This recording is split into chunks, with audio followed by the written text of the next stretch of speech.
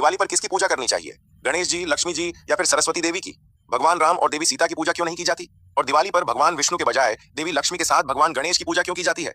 सतयुग में इसी दिन समुद्र मंथन से प्राप्त 14 रत्नों में से एक देवी लक्ष्मी प्रकट हुई थी। त्रेता युग में कार्तिक मास की अमावस्या के दिन जब भगवान राम अयोध्या लौटे, तब उनके स्वागत में दीप प्रज्वलित किए गए। भगवान राम ने लौटने पर प्रजा की भलाई, सुख और समृद्धि के लिए लक्ष्मी जी और गणेश जी की पूजा की। प्रारंभ में धन के वितरण की जिम्मेदारी यक्षराज कुबेर को मिली थी, परंतु वे लोभ में पड़ गए। तब भगवान विष्णु की सलाह पर देवी लक्ष्मी ने अपने बुद्धिमान और न्यायप्रिय दत्तक पुत्र गणेश जी को यह दायित्व सौंपा। देवी लक्ष्मी ने घोषणा की कि उनकी सारी विलासिता, समृद्धि और उपलब्धियां भी गणेश जी की हैं। उन्होंने यह भी कहा कि तीनों लोकों में जो कोई भी उनके साथ गणेश जी की पूजा नहीं करेगा, उसे जीवन में कभी समृद्धि नहीं मिलेगी। चूंकि दिवाली की रात भगवान विष्णु योग निद्रा में रहते हैं, इसलिए लक्ष्मी जी गणेश जी के साथ पृथ्वी पर आती हैं। लक्ष्मी जी और गणेश जी की पूजा धन और बुद्धि के संतुलन का प्रतीक है। देवी लक्ष्मी समृद्धि देती हैं, जबकि गणेश जी विवेक प्रदान करते हैं।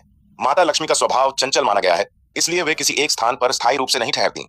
देवी सरस्वती स्थिरता और ज्ञान की प्रतीक हैं। उनकी पूजा करने से बुद्धि और विवेक में वृद्धि होती है, जिससे धन का सदुपयोग संभव होता है और धन की देवी माता लक्ष्मी की कृपा निरंतर बनी रहती है।